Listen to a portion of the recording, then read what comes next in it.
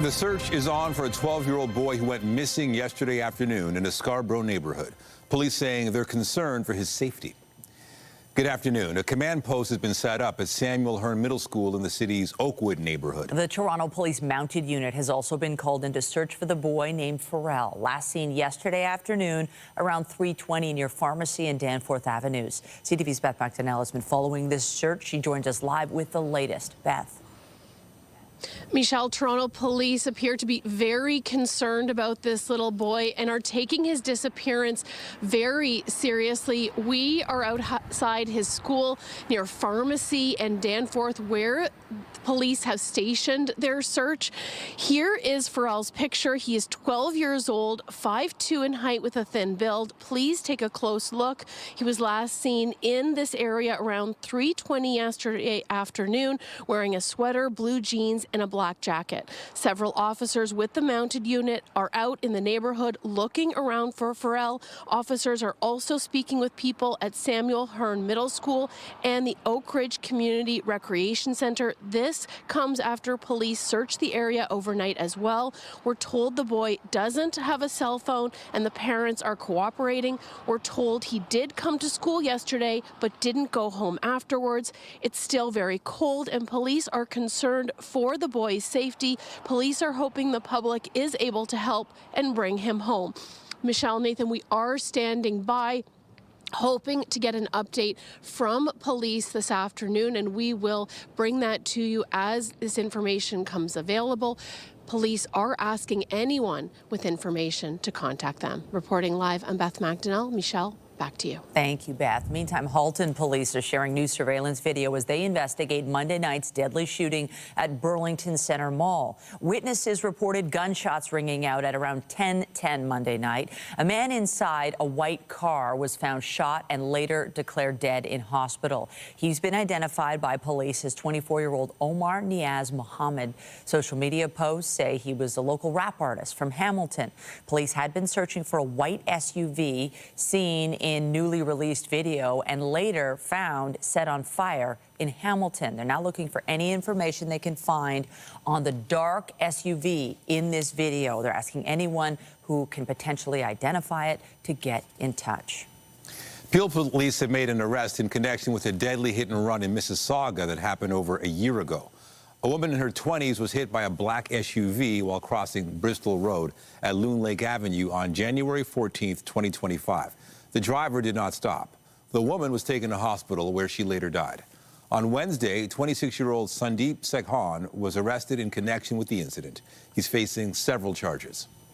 A hold and secure has now been lifted at a pair of schools in North Bowmanville after an incident in that area. A few details have been released, but Durham Regional Police say they responded to the area of Liberty Street North and Carlisle Avenue this morning for an investigation. One person was taken to hospital with serious but non-life-threatening injuries. Bowmanville High School and Duke of Cambridge Public School were briefly placed in a hold and secure as a precaution. Police say the incident was not related to either school, but was done simply as a precaution. Police in Guelph have arrested a 64-year-old man and a 17-year-old girl after they allegedly made threats against the high school. Police say they received information about the threats made against staff and students of John F. Ross Collegiate on Wednesday night. The school was closed yesterday as a precaution. Police say a search warrant was executed and a gun was found. A third person was also arrested for unauthorized possession of a gun. The Toronto sexual assault trial of Frank Stronach continues today with cross-examination of the first complainant testifying in this case. The woman says she didn't consent to sex with Stronach after running into him at his Toronto restaurant in the early 1980s. The complainant, who is now in her 60s and cannot be identified under a publication ban, also alleges Stronach sexually assaulted her on the dance floor earlier that night. Stronach has pleaded not guilty to a dozen charges related to 7 complainants for incidents that allegedly took place from the late 70s to 90s. Still to come this noon hour, it was a big Thursday for Canadians at the Winter Olympic Games, scoring 3 medals. We look ahead to today's competitions, including the men's hockey team again hitting the ice. That's a little later in the newscast. But first, Toronto police say they're preparing for a massive demonstration in North York tomorrow in support of anti-government protesters in Iran. Toronto is one of several cities around the globe where organizers have planned a global day of action for Iran. It'll start with a march down Yonge Street from Steeles to Mel Lastman Square. Police say parking restrictions, transit detours, and street closures will be in effect for much of the day, including a full closure of Yonge from 11 a.m. to 5 p.m. in that area. They say attendance may exceed 200,000. More news in a moment, but first let's take a moment to take a look at our weather forecast. We've got some bright blue sky on this Friday as we head into a long weekend for many. And along with all the days off, we have some warmer temperatures to look forward to. Lindsay Morrison has been monitoring everything. She's got the great details. Lindsay. Yeah, Michelle, it's looking like a great long weekend for your outdoor plans. And guess what? It's going to be a little warmer this weekend than it is right now. Bit of a chilly start to our day, and it still feels like -10 this hour at Pearson Airport. -4 degrees. We're slowly warming up. Southwest winds will help with that. It is a little breezy out there today. On the satellite and radar, we've got the sunshine. We are expecting an increase in cloud cover. We're also tracking this disturbance. It's going to bring some communities a little bit of light snow as we make our way into the night tonight. For us here in Toronto, it's a dusting to maybe 2 centimeters. There's also the potential for some freezing drizzle, so we're going to monitor that through the evening. Here's today at a glance, though. A little bit active for tonight, but the rest of the weekend is looking calm and, yes, above seasonal too. So we'll detail everything you need to know heading into the family day long weekend. That's coming up, but for now, Nathan, over to you. Thank you, Lindsay. Prime Minister Mark Carney and the other federal party leaders will join a vigil in Tumbler Ridge tonight to remember the victims of Tuesday's mass shooting. For more on this, let's bring in CTV's Andrew Johnson live in Tumbler Ridge this afternoon. Andrew, as we learn the names of the victims of this tragedy, what else can you share about them? Well, all of the attention today, or some attention today at least, will be focused behind me, Nathan, at the town hall, where the Prime Minister, the leaders, all of the federal parties, the Governor General, BC's Premier, will be present for an evening vigil. There was one here a couple of days ago. Hundreds of people attended, literally holding each other up after this tragedy. And now the nation's attention will once again be on Tumbler Ridge tonight, with all of the federal leaders showing a lot of unity. And it's a big adjustment for people here. It's a town of 2,400 people. They've been going through immeasurable grief. There are a lot of media in town, politicians visiting. Most people say they're really grateful for all of the support of Canadians. One person came up to us yesterday and said, "Can you just somehow put this on the air? I want to say thank you, Canada." So they are very appreciative of all of the support of Canadians, and boy, do they need it right now after what happened to these people. But it's also an adjustment, and you can kind of sense the duality going on right now of how difficult this is for everyone in general to navigate something they never expected to face in their entire lives. You know, I'm sure, Andrew, people there must still be stunned by all this. Do you get a sense that with all the support that this is helping them get through it? I really do get that sense, even in the amount of grief they're feeling, the despair. One mother who spoke last night, Sarah Lampert, I mean, devastated is not a word that describes the way she's feeling. And she was talking about her 12-year-old daughter, Takara, who she called her tiki torch, who never made her 13th birthday. She was telling us how fiery and feisty she was, and how Takara always had a dad joke for every occasion. And those personal stories are just so difficult to hear. And yet people, while in that state, they're going online, they're speaking to people they know from across the country who are reaching out, and they're telling us they are feeling the support. And so I think that is one powerful part of this story, despite all of the grief and the tragedy. It is powerful and inspiring to see Canadians and to see people here within this small community getting closer and joining together, and just like the unity we're seeing from federal leaders that are all arriving here tonight for this vigil. And I'm guessing it's going to take a while before things even appear to be getting back to normal there. Well, that's right. And police, of course, are all over this town right now, all over the secondary school where the shooting happened on Tuesday, going in and out in protective suits, still continuing their investigation into motive. There are many questions for police in terms of the shooter's residence. There were weapons in the home that were seized before and returned. There were mental health issues with the shooter, actually apprehended and taken to the hospital in the past and then released. Is there something we can do differently in the future regarding all of that? So all of these questions still need to be sorted out. And of course, people here are going to be dealing with this for years to come, and the families who have lost people for the rest of their lives. Yeah, forever change. CTV's Andrew Johnson live in Tumbler Ridge. Thank you. Take care. Canada is poised to fall short of its earlier commitments to combat climate change. The Canadian Climate Institute has published a new report suggesting the country has lost its way in meeting targets, including the 2026 interim emissions reduction target. The paper also notes the long-term goal of reaching net zero emissions by the year 2050 may now be out of reach. Ontario has repealed its climate accountability legislation, while Alberta and Saskatchewan both weakened and suspended their industrial carbon prices. Meanwhile, U.S. President Donald Trump has announced a massive rollback on his country's efforts to contain greenhouse gases and fight climate change. CTV's Jeremy Charon joins us live now from Ottawa with the details on this. And Jeremy, President Trump has essentially revoked a key scientific finding, the endangerment finding. What's the impact here on climate change, but also things like the auto sector? Yeah, Michelle, that's exactly it. The Trump administration has repealed the endangerment finding, which was crucial to climate policies and emissions regulations in the U.S. It was underpinning all of those policies and regulations. And so effectively, this is taking away the Environmental Protection Agency's ability to push ahead with some of these policies. In fact, the EPA in yesterday's announcement said that this will immediately roll back the emissions regulations that were in place for vehicles like cars, light trucks, for power plants and the oil and gas industry and facilities. So this will have a significant impact moving forward on, the way the administration is able to put forward climate policies. And then to your point, a significant impact in the auto sector, where manufacturers will no longer have to adhere to the same kinds of emissions regulations. The administration was clear yesterday in announcing this, that they are looking to relieve the pressure or ease the pressure on the auto sector to make more low emissions vehicles or electric vehicles. So this will significantly change not only climate policy broadly in the U.S., but will have serious impacts on the auto sector and the emissions regulations that have been in place there for some time now.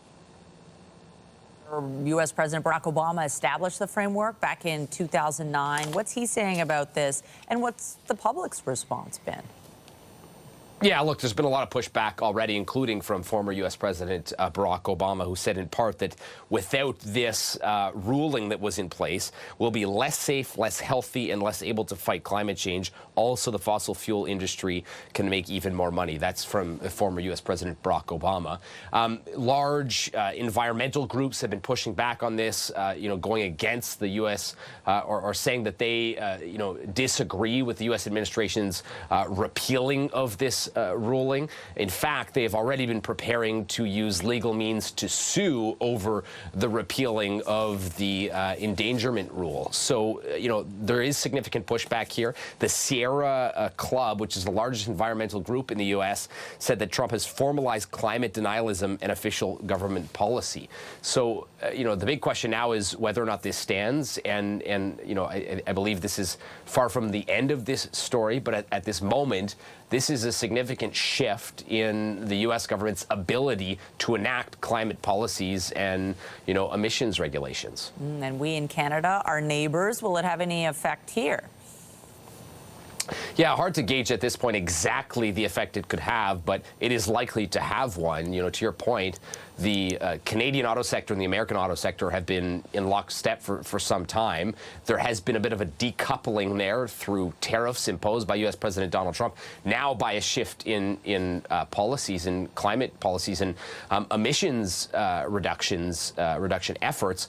There is a question here about what kind of an impact it has in the sense that for some time, both the Canadian auto sector and the American auto sector have both had very similar emissions regulations for the auto sector. Now we're seeing the American auto sector move away from those regulations. The Canadian auto sector is continuing with those regulations. In fact, we've seen a shift from this government recently to try and incentivize, taking a new approach to try and incentivize manufacturers to produce more low emissions vehicles and electric vehicles. vehicles. So the question is, Michelle, whether, this puts or hinders our government's ability to enforce some of the emissions regulations that exist due to the fact that some of these vehicles coming from the U.S. will not adhere to those regulations. Or does it limit our ability to actually import some of these vehicles that will no longer be in line with the emissions regulations that exist here? So a lot of questions about the impact it could have even on this side of the border. That's for sure. CTV's Jeremy Charon live for us in Ottawa. Thank you. Anytime. A one-time GST top-up payment is coming as early as this spring after a new affordability bill received royal assent. The Canadian Groceries and Essentials benefit was fast-tracked through Parliament with Conservative support, even though the opposition called it a Band-Aid solution. The payment for millions of low-income Canadians will be worth 50% of the GST tax credit. That works out to just over $1,800 for a family of 4. After that, the annual benefit will work out to roughly $1,400 for the next 4 years. Turning now to the Olympic Games, where Team Canada had one of its best days yet Thursday, adding 3 more medals to the count. Joining us now to talk more about this is CTV's Scott Hurst in the national newsroom. No pressure. They had a great day, though. What can you tell us about these 3 podium finishes? Nathan, good afternoon. Team Canada really put out a charge into our medal count, as you mentioned, with 3 medals yesterday, 2 silvers and a bronze. Let's start with our most recent medal. That is the bronze medal in women's short track speed skating. 25-year-old Courtney Sauro from Moncton, New Brunswick. She made her Olympic debut at Beijing 2022, but was shut out from the podium in those Olympic Games 4 years ago. So far in these Olympic Games, she was already a 2-time medalist, Canada's first double medalist at these Olympic Games. First, a silver in the mixed relay event earlier this week, and then yesterday a bronze in the women's 500-meter short track. It is her first individual Olympic medal. Also 2 silvers yesterday, both coming from the slopes. Our flag bearer, Mikkel Kingsbury, getting a medal in moguls. But first, as you see right here, this is Elliot Grandin.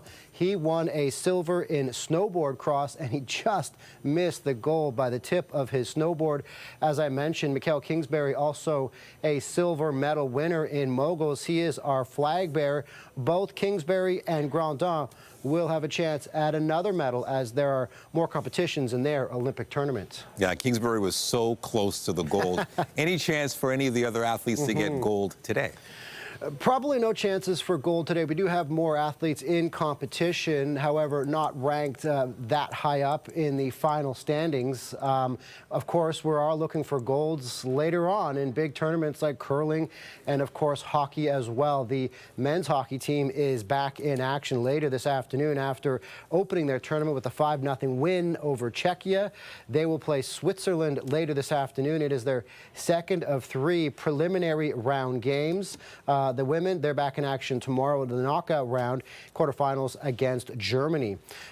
Busy day for curling. The men's team will play twice today. They already beat the USA 6-3. This is Team Jacobs. They are the oldest team in the men's curling competition. The American squad, the youngest, so age and experience proving to be beneficial today.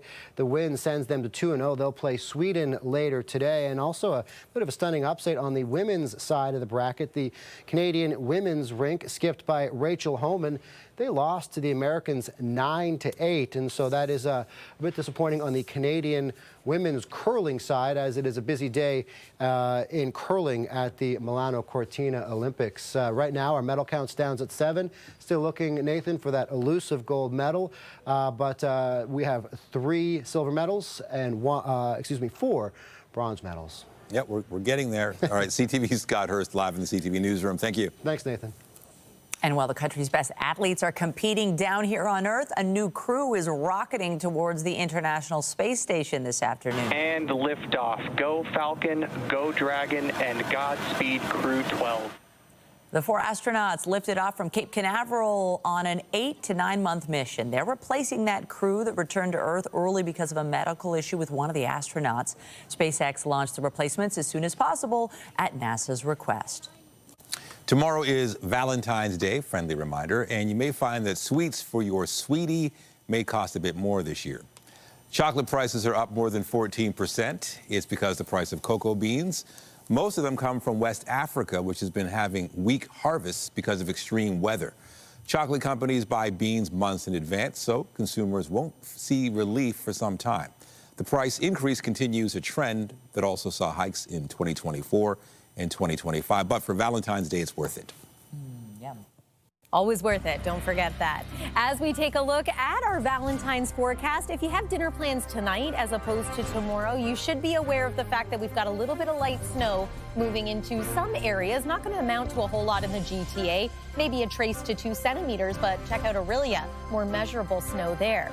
Here's date night forecast for Saturday night and Valentine's Day. Conditions are looking good. Going to be a little chilly after the sun sets, but overall Family Day weekend daytime highs are mild. Check out Monday, maybe 6 degrees. And into the middle of next week, we've got the opportunity for rain. We'll take you through the 7-day forecast after this.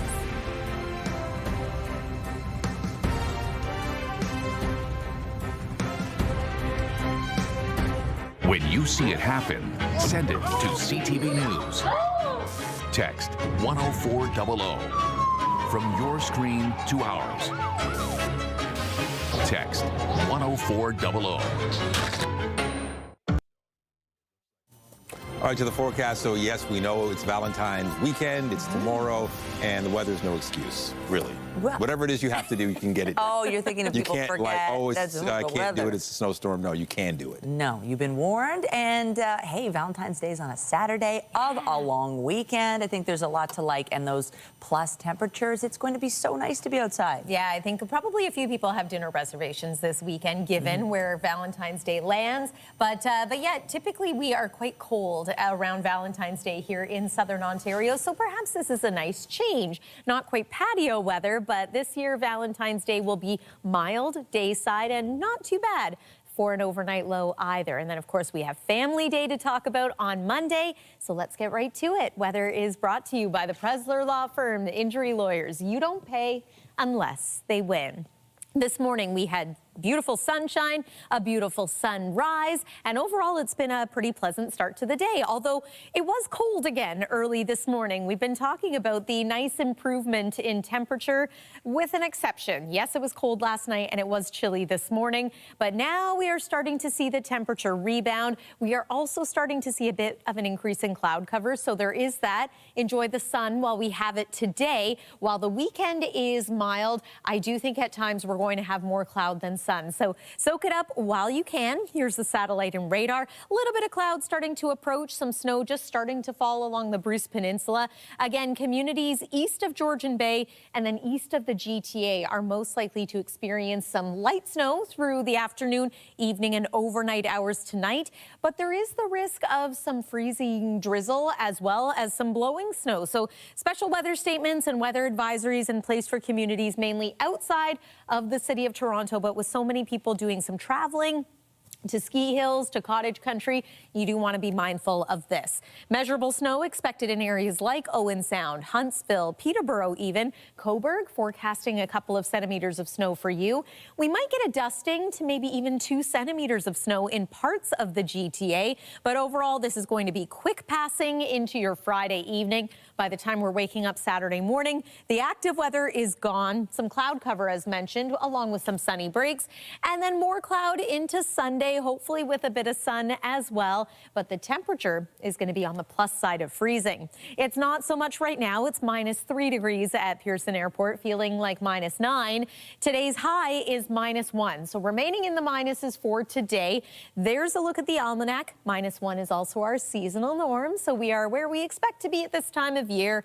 There's your evening skate forecast. You might encounter some flurries or some light snow if you're out and about this evening. Overnight, that tapers off. Mostly cloudy skies and a low near -2 degrees, so holding pretty steady.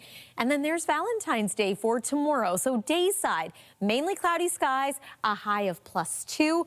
Overnight temperature into Saturday night, back below freezing, but that's okay. That's typical for this time of year. Average overnight low at this point in February is around -8 degrees. So here's the 7-day forecast. We're actually warmer than normal through the overnight into the weekend. How about Family Day Monday? Mix of sun and cloud, 6 degrees. That's going to be pretty pleasant for spending some time outside, enjoying a skate or ski with the family. 5 degrees Tuesday and periods of rain possible by Wednesday. That's the weather for now. Nathan, over to you. Thank you, Lindsay.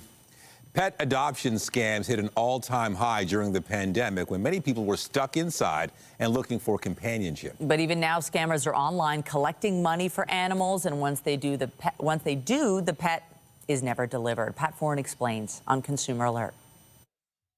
Soshi Palacios of Toronto wanted her daughter Xiomara to have a cat, and due to allergies, they decided to get a Balinese kitten. The whole purpose of this kitten was to provide some emotional support to my daughter, who's 8 years old, and she does have cerebral palsy. She uses a wheelchair. They found a kitten on Instagram. The breeder said the selling price was $2,500. When the family said that was too much for their budget, the seller agreed to lower the amount to $1,000. I replied back, excited and happy, letting her know that I appreciated the adjustment that was made. They were asked to e-transfer $1,000 in advance, but after they did that, they were told to send another $300 for veterinary fees.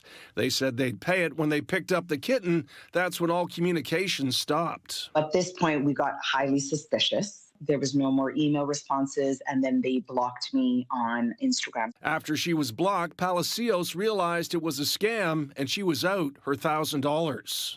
We have no kitten. The funds have been taken. If they are making excuses not to meet, that would be a red flag. Obviously, you want to engage with the person, you want to meet the animal. The Toronto Humane Society says scammers operating online sometimes use stock images or stolen photos of pets.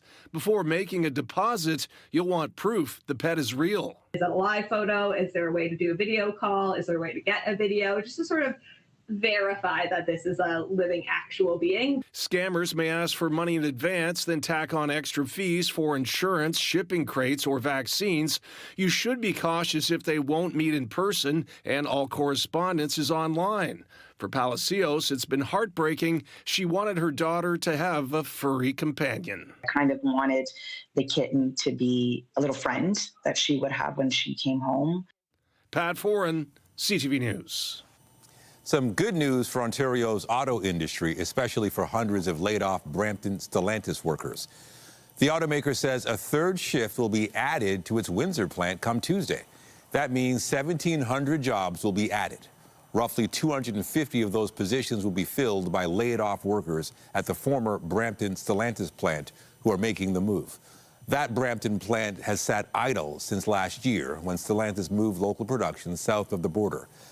The shift will support production of the Dodge Charger and Chrysler minivans, and it will boost employment at the plant to nearly 6,000. Two recent celebrity deaths, both related to colorectal cancer, are prompting experts to remind the public about the importance of screening. Our health reporter Pauline Chan has the details. What? Catherine O'Hara and James Vanderbeek had both been diagnosed with colorectal cancer before they died. It's the fourth common cancer in Canada, and it's the third leading cause of death for both men and women. So these were very famous cases, but this is happening to average people every day. And more cases recently are being diagnosed in younger people, aged 25 to 49. Vanderbeek was just 48 when he died. There's a lot of research around this, but nobody really knows why it's increasing in this young age group. Jen Waterman knows the importance of early detection. She was just 42 when she was diagnosed with stage 3 cancer in 2020. When I talked about the symptoms, what I was experiencing, I really did think it was stress. Like, it was all in line. That's all I thought it was. If colorectal cancer is caught early, by that we mean stage 1, it has not spread, the survival rates are 90%. And so we're looking at great statistics for survival. However, if it is caught at a later stage, the survival drops down significantly. In Canada, screening is covered starting at age 50, but you may need earlier screening if you have symptoms like blood in your stools or a change in bowel habits, or if a close relative had colorectal cancer. Meaning your mother, your father, or a sibling that has had colon cancer, you should be screened actually 10 years younger than the onset of that family member's disease. These situations are also covered by OHIP. I don't have any of the risk factors at all. I mean, not only being young, but there's nothing in my family. Jen is grateful her doctor took her concerns seriously as soon as she mentioned them, and she says she owes her life to early screening. Pauline Chan, CTV News.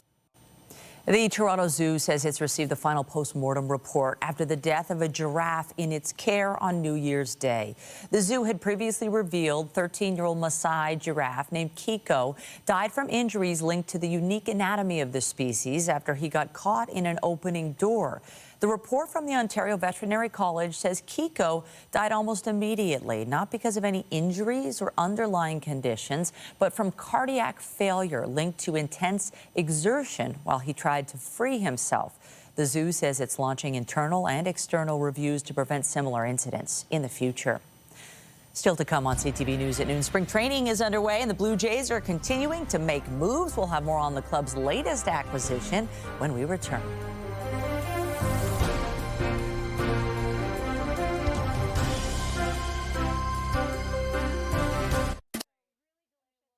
Dozens of charitable organizations stopped by a warehouse in Concord this morning, picking up socks for distribution to those in need. The event is called the Big Sock Drop, and it's organized by a charity called the Just Socks Foundation. The family-run organization says new socks are one of the most needed items of clothing for charities, shelters, and clients, but they're one of the least donated, as used socks aren't accepted. Socks wear out really fast. There's nowhere to wash them, and so they just throw them out or they just keep wearing them. And so these new socks are kind of a life-saving measure a little bit, and helps give them a little bit of comfort on freezing cold days like we have had in Toronto. Just Socks says it's donated more than 1 million pairs of socks to date, including 160,000 last year alone. The game of dominoes is deeply rooted in Caribbean culture, and a new initiative is helping to grow the game right here in the city. And 2 young entrepreneurs have started a free monthly club to help spread the love of the game to younger generations. Let's go live to CTV Jessica Smith, who joins us now with more. Jess, this looks like fun. Listen, I grew up playing the game, Nathan. I'm not going to say I'm good, but I have grown up watching this game, and dominoes has really spread across so many different cultures. And Domino's Club is going to kind of bring people together to relive kind of that feeling through different generations and younger generations. I'm joined by Marlon and Dak. But Marlon, I want to start with you. Why create a club like this? Yeah, I think for me and Dak involved as well, I think one of the things we want to do is make sure we're passing down things to the younger generation. I think a lot of people growing up, if you're playing the game of dominoes, you've seen it with your aunts or uncles or the elders in the basement, and want to make sure that, you know, you can feel included and to come out and play with us at any given time. Now, the club is brand new, Dak, but you guys have had a great turnout so far. Who can come and play? Because if you haven't played before, maybe you're a little nervous or it's been a long time since you played, but, you know, who is this club for? The club is for everyone. Toronto is super diverse. I mean, dominoes is rooted in Caribbean, you know, Jamaican, South American culture, so you get a lot of the diaspora coming to this game, but anyone that's interested, anyone that wants to learn, play, connect, we're the social club for that. Here, we'll step out of the way so you guys can kind of see a couple of the games going on, but really, you know, we saw this featured at the Super Bowl. Huge. It's huge in Latin American culture, but this game is for everyone. So kind of break down the general rules for me, for people who looking at this game being like, how do I start? Yeah, so the general rule, everyone has 20, you start with 28 tiles, and you dish 7 tiles each, ultimately. You start with a double 6, and then you're basically just matching tiles until you get rid of your hand, ultimately. Honestly, it is so much fun. And this game, Marlon, I'll pull you back in here, is full of passion. We will kind of take a look in here. Where does that passion come from? I think just realistically being surrounded by my elders and my, you know, grandfather, grandparents, everyone, and we want to make sure we're carrying that tradition on. Do you have a favorite part of the game? I think anytime I can slam down a tile and let people know that I'm running business on the table, that's the best part. Yeah. For someone watching this and thinking, okay, I want to come out to one of these events because it looks like fun and it's, you know, very accessible, what would you say to them? Because I feel like sometimes it is the access to something that makes it challenging or the nervousness because you've never done it before. But what would you say to encourage them? I would say it's for everyone. So we're not a professional league. You can come if you've never played before, if you kind of have a general idea, or if you're an expert. So come through. We're very welcoming. We'll show you how to play, and by the end, you'll be an expert. Now, it is a very kind of Caribbean-based thing, but for people looking at home being like, all right, I'm going to give this a try, do you have like a go-to move? This luck of the tiles sometimes. It's 60% luck, or I'd say 60% strategy, 40% luck. Yeah. I like the strategy. We'll step out of the way again so you guys can kind of see. But again, Domino Club, open to everybody, for everybody. And it's a game of passion, a game of fun. We'll have the full story tonight on CTV Toronto and CP24 at 5 and 6. I'll send things back inside to the studio. I love it. Jess, I just taught my kids to play dominoes last weekend. They're loving the game. That's what I'm saying. Right? It's so much fun. Yeah. Take care. Yes. Well, with spring training well underway in Florida, the Blue Jays have completed a trade with the Astros that will see the club swap outfielders. Toronto is sending Joey Loperfido to Houston in exchange for Jesus Sanchez. Loperfido split last season between the Jays and the Buffalo Bisons. He put up a .333 batting average and an .879 OPS in 41 major league games. Sanchez recorded 14 homers and 48 RBIs across 134 games with the Marlins and Astros last year. He also had 13 stolen bases. We have some exciting tennis news. Canada's Victoria Mboko has advanced to the final of the Qatar Open. Our second final at WTA. The former Toronto resident defeated Latvia's Helena Ostapenko in straight sets to win. The win sends Mboko to her fourth appearance in a WTA final. She will also climb into the top 10 of the WTA rankings next week. Mboko's opponent for tomorrow's final has yet to be determined. Still to come, the musical version of Some Like It Hot is on stage in Toronto. CTV's Andrea Case caught up with the cast. We'll bring you that after the break.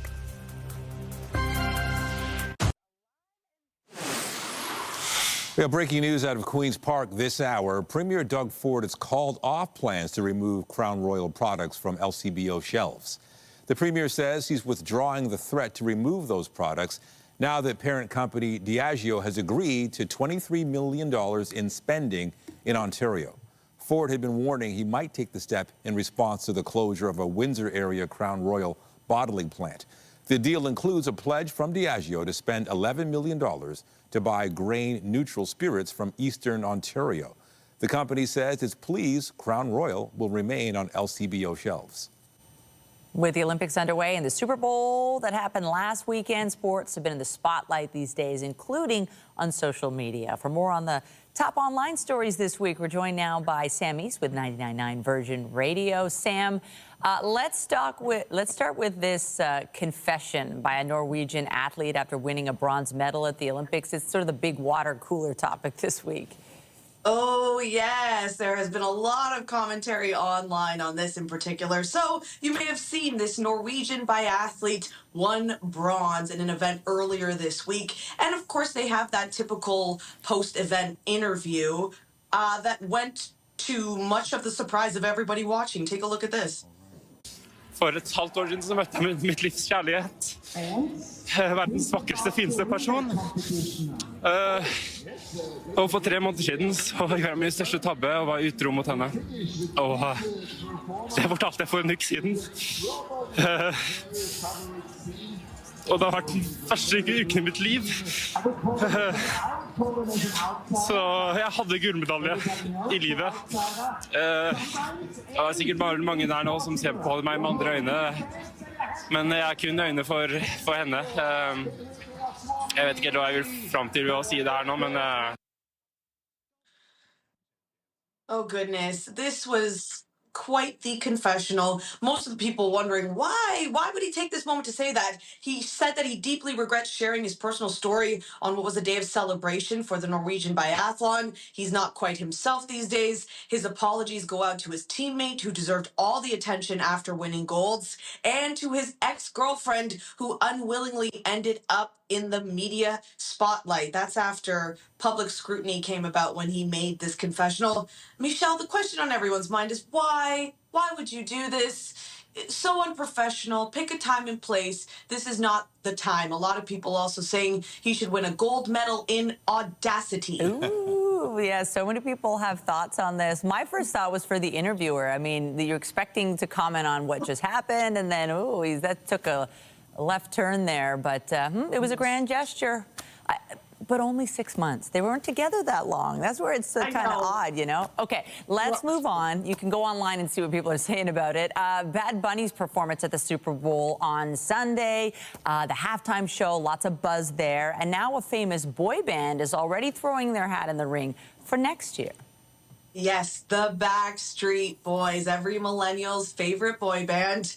They have been performing at the Sphere in Las Vegas. And they had a lot of attention going post-Super Bowl because they had a funny ad. But AJ talked about the Super Bowl, saying that he wants to make it happen. Let's make it happen. He said that on record to a crowd at the Sphere. The thing that's interesting with this is back in 2001, the Backstreet Boys were asked to headline the halftime show. They declined and instead sung the national anthem. So, you know, I talked about this on my show on Virgin Radio.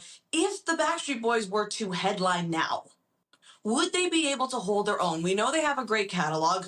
We know they can sing and dance and put on a show. But after the likes of Bad Bunny and Kendrick Lamar and these other just massive artists, would it really hit if the Backstreet Boys were to headline? I'm super biased because I saw them in Vegas last week at the Sphere. My friends kind of wrote me in, and it was, I wasn't expecting much, and I have to say it was a blast. It was so much fun. The Sphere, what an amazing experience. I was surprised at how many of the words I remembered from all those years ago. So there might be, you know, they're having a comeback, Sam. You know, Michelle, that is millennial muscle memory. I think that's what the scientists call it. Yeah. Yeah. Back to our youth. Sam, East 99.9 Virgin Radio. Appreciate the time. Have a great show today. Have a good weekend. Take care. Well, most of us are too young to remember the 1959 Hollywood classic movie Some Like It Hot, but the comedy was revived on the Broadway stage in 2022, and the musical went on to win 5 Tony Awards. And now that the touring show is on stage in Toronto, it's no surprise CTV's Andrea Case put on her dancing shoes when she met up with some of the cast. You know what I'm tempted to do at the beginning? I'm tempted to do this. When paired with a couple of professionals, I was in need of some moral support. A 5, 6, 7. Matt Layer and Tavis Cordell star in the touring production of Some Like It Hot. The duo stars jazz musicians Joe and Jerry in this 5-time Tony Award-winning musical.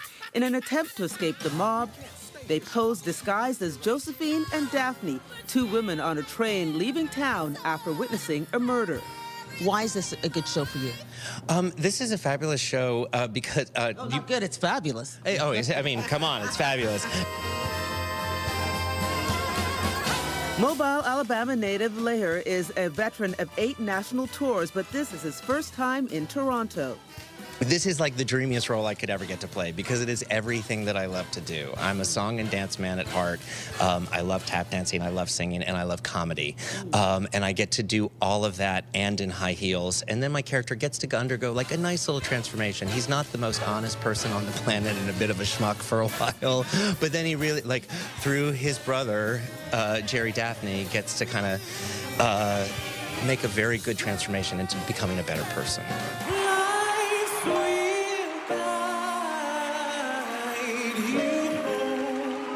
This is Cordell's debut role in a national tour. The former America's Got Talent contestant is not new to performing.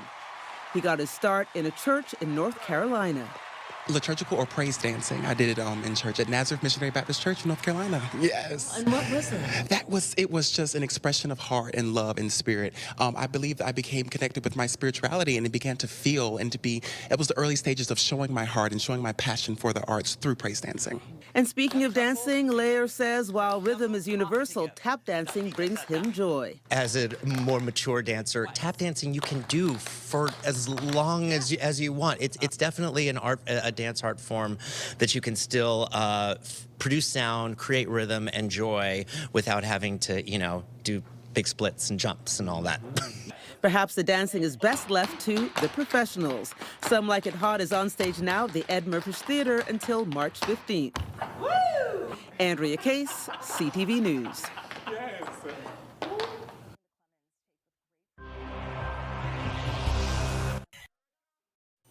A Toronto cafe got quite the surprise when a sometimes scary celebrity chef popped in for a visit. Gordon Ramsay of Hell's Kitchen and Master Chef fame popped into the Roasted Nut on Queen West for a coffee and cookie. Barista and roaster Tim Rajendran served Ramsay and captured the moment with a selfie with the famous chef. Ramsay was in town working on a project. I hope that cookie was good. Because you know Ramsay will say something. Yeah. I know. It'd be so fun to meet him. Glad he's in town. And some nice weather if you stay on the weekend. Yeah, decent weather for sure. We were a little cool yesterday and last night and this morning, but it is looking up from here. Let's take one more look at the weather advisories that are in place. So for areas south of Lake Huron and Georgian Bay, this is mainly about blowing snow and the possibility of freezing drizzle. But parts of Muskoka are going to get heavy bursts of snow this afternoon and evening that could reduce visibility. So just be mindful when it comes to your travel plans. -2 degrees overnight tonight, +2 for the high tomorrow. And that's the start of what is a pretty mild family day long weekend. Again, Monday, 6 degrees, Tuesday, 5, and still up around 2 on Wednesday with the possibility of showers. But it should be mostly dry this weekend. Nathan and Michelle. Thank you, Lindsay. And that's it for CTV News at noon. Remember, you can get Toronto's breaking news all day long on CP24 and at ctvnewstoronto.ca. For Lindsay Morrison and the whole team here, have a pleasant afternoon. I'm Michelle Dubé. And I'm Nathan Downer. Be sure to join us later for CTV News at 5 and 6. Have a great afternoon.